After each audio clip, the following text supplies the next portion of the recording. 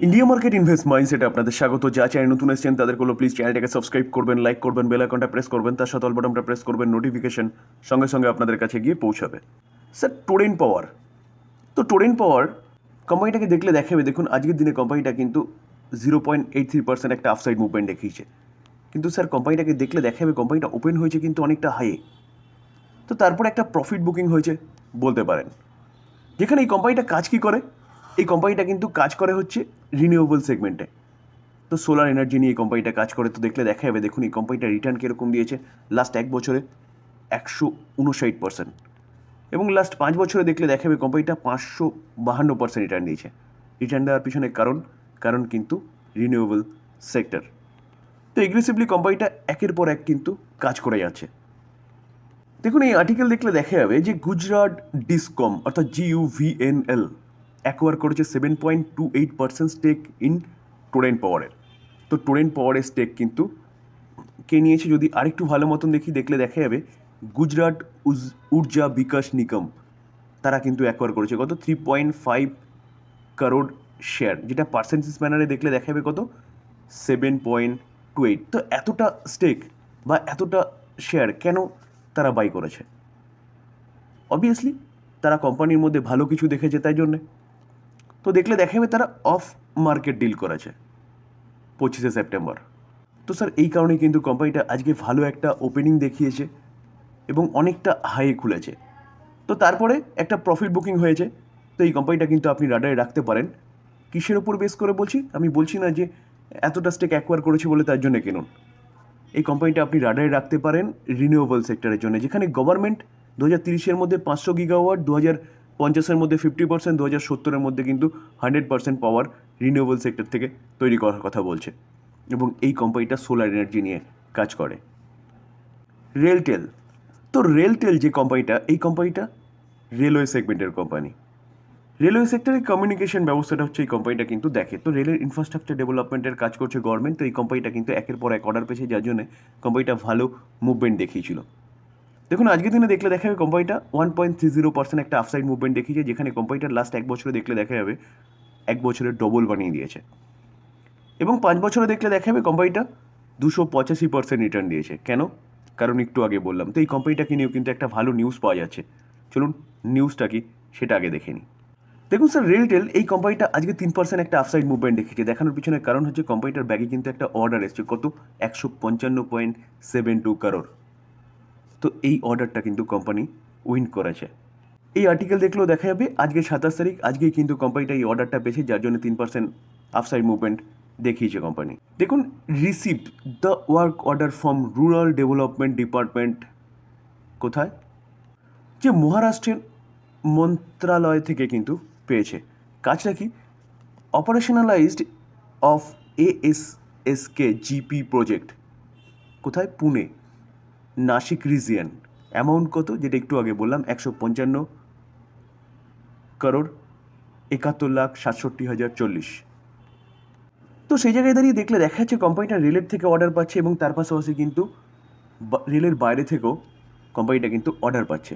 এবং আরেকটা জিনিস মাথায় রাখবেন স্যার, যে রেলের যে এত অ্যাক্সিডেন্ট হচ্ছে, সেই অ্যাক্সিডেন্টকে কমানোর জন্য যে গভর্নমেন্ট কবচ নিয়ে ভাবছে না, যেটার টেন্ডার কিন্তু সম্ভবত খুব তাড়াতাড়ি চালু হতে চলেছে। তো এই কোম্পানিটা কিন্তু মেন প্লেয়ার এই সেগমেন্টে, যেখানে কবচ সিস্টেম রেলের অ্যাক্সিডেন্টকে আটকাবে এবং সারা দেশের মধ্যে সেই সিস্টেমটাকে লাগু করতে চলেছে।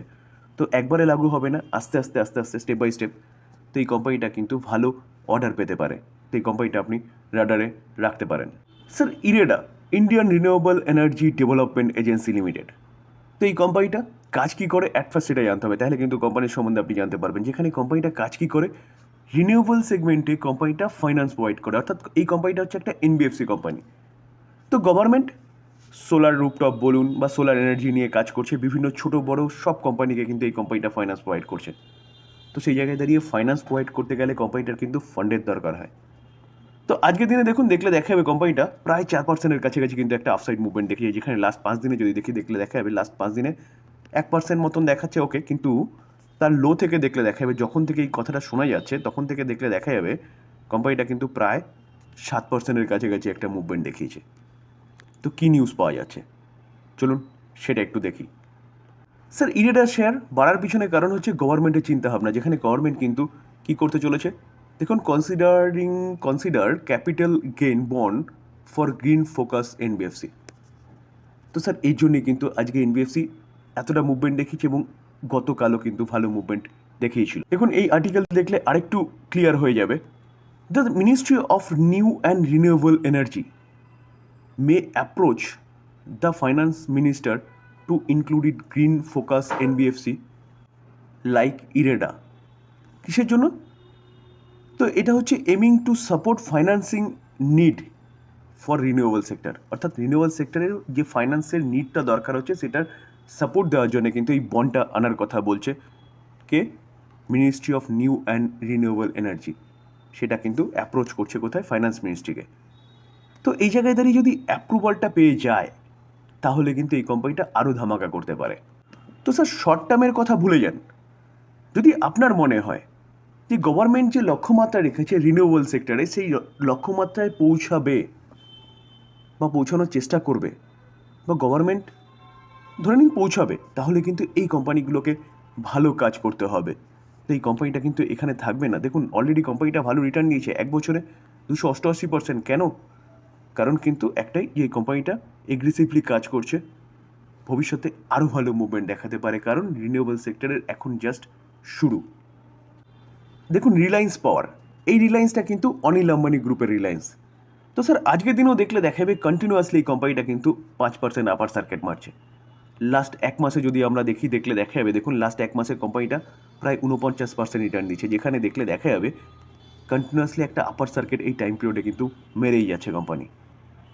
তো স্যার আপার সার্কিট মারার পিছনে কারণ এই গ্রুপটা কিন্তু এখন ভালো করছে, এই কোম্পানিটাকে ডেট ফ্রি কোম্পানিতে পরিণত করেছে এবং ফান্ড রাইজের কথা ভাবছে কোম্পানিটাকে আরও গ্রো করার জন্য। তার জন্যই কিন্তু এই কোম্পানিটা সেলিব্রেট করছে। দেখলে দেখা যাবে, দেখুন লাস্ট এক বছরে কোম্পানিটা 141% রিটার্ন দিয়েছে, লাস্ট 5 বছরে দেখলে দেখা যাবে কোম্পানিটা 1831% রিটার্ন দিয়েছে, যেখান থেকে কোম্পানিটা কোথা থেকে কামব্যাক করেছে?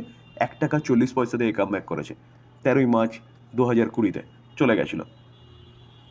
তো স্যার এই কোম্পানি কি এখন চিন্তা ভাবনা করা যায়? দেখুন স্যার কোম্পানিটা পাওয়ার সেগমেন্টে কাজ করছে, কোম্পানি ডেট ফ্রি কোম্পানি হচ্ছে, কোম্পানি ভালো কাজ করছে, ঠিক আছে। কোম্পানি অল টাইম হাই চলছে, প্রতিদিন আপার সার্কিট মারছে। তো সেই জায়গায় দাঁড়িয়ে আপনি বাই অর্ডার ফেলে রাখবেন। কোম্পানি যদি এখান থেকে আপার সার্কিট খোলে তাহলে কিন্তু এখান থেকে কিছুটা ডাউনসাইড মুভমেন্টও দেখাতে পারে বা লোয়ার সার্কিটও মারতে পারে। তো এই জায়গায় দাঁড়িয়ে আমি বলবো ওয়েট অ্যান্ড ওয়াচ নিতে অ্যাপ্লাই করুন, কারণ প্রতিদিন আপার সার্কিট মারছে, সার্কিট খুললে কিন্তু হয়তো লোয়ার সার্কিট মারতে পারে। তো এই জায়গায় দাঁড়িয়ে কারণ অনেকটা মুভমেন্ট দেখিয়েছে লাস্ট এক মাসে, তো এই জায়গায় দাঁড়িয়ে সার্কিট খুলুক, নর্মাল ট্রেড করুক, তখন এই কোম্পানি নিয়ে চিন্তাভাবনা করতে পারেন। তো কোম্পানি আস্তে আস্তে রিকভারি করছে, ঠিক আছে, সুযোগ আরও পাবেন বাই করার। স্যার হিন্দুস্তান অ্যারোনটিক লিমিটেড আজকের দিনে দেখলে দেখাবে কোম্পানিটা কিন্তু 2.5%-এর কাছাকাছি একটা ভালো মুভমেন্ট দেখিয়েছে। আজকে কত তারিখ? 27 তারিখ, নেক্সট ট্রেডিং সেশন 30 তারিখ। তো এই 30 তারিখে কিন্তু আমাদের যে এনএসএ অজিত ডোভাল সাহেব, তো ইনি কোথায় থাকবেন? ইনি কিন্তু ফ্রান্সে থাকবেন। তো ফ্রান্সের সাথে অলরেডি কিন্তু আমাদের একটা চুক্তি প্রায় হয়ে গেছে, যেখানে শুধু এখন স্বাক্ষর করা বাকি, যে ফ্রান্স আমাদের এয়ারক্রাফটের জন্য ইঞ্জিন প্রোভাইড করবে। শুধু ইঞ্জিন দেবে না, 5th জেনারেশনের ইঞ্জিন দেবে এবং টোটাল টেকনোলজিটা কিন্তু আমাদের কাছে দেবে, যেটা আমি কিন্তু লাস্ট 2 দিন আগে আলোচনা করেছিলাম স্যার এই ভিডিওতে, যেখানে আমি লিখেছিলাম কি যে এইচএল ওরার জন্য প্রস্তুতি নিচ্ছে। তো স্যার জাস্ট 3 দিন আগে, তো সেখান থেকে যদি পজিটিভ নিউজ চলে আসে তাহলে এই কোম্পানিটা কিন্তু ধরাছোঁয়ার বাইরে চলে যাবে, কারণ 5th জেনারেশনের এয়ারক্রাফট আসতে চলেছে, টোটাল টেকনোলজি আসতে চলেছে এবং হিন্দুস্তান অ্যারোনটিক লিমিটেডের সাথে কিন্তু একসাথে কোলাবোরেশনে কাজ হবে। তো এই কোম্পানিটা কিন্তু আজকের দিনে তাই এতটা ভালো মুভমেন্ট দেখিয়েছে। এই কোম্পানিটা আপনি রাডারে রাখতে পারেন লং টার্ম ইনভেস্টমেন্টের জন্য। স্যার ডিসক্লেমার দিয়ে রাখি, কোনো বাই সেল রেকমেন্ডেশন নয়। কোম্পানিগুলো সম্বন্ধে নিউজ পাওয়া যাচ্ছে, সেগুলো আপনাদের সামনে তুলে ধরার চেষ্টা করলাম, টোটালি লার্নিং পারপাস। বাই করবেন নিজের ডিসিশনে বা আপনি আপনার ফাইন্যান্সিয়াল অ্যাডভাইজারের সাথে কথা বলে নিয়ে তারপর করবেন। আলোচনা এই পর্যন্ত। যদি আলোচনা ভালো লাগে, যা চ্যানেল নতুন এসেছেন তাদেরগুলো প্লিজ চ্যানেলটাকে সাবস্ক্রাইব করবেন, লাইক করবেন, বেল আইকনটা প্রেস করবেন, তার সাথে অল বাটনটা প্রেস করবেন, নোটিফিকেশন সঙ্গে সঙ্গে আপনাদের কাছে গিয়ে পৌঁছবে। থ্যাংক ইউ, ভালো থাকবেন।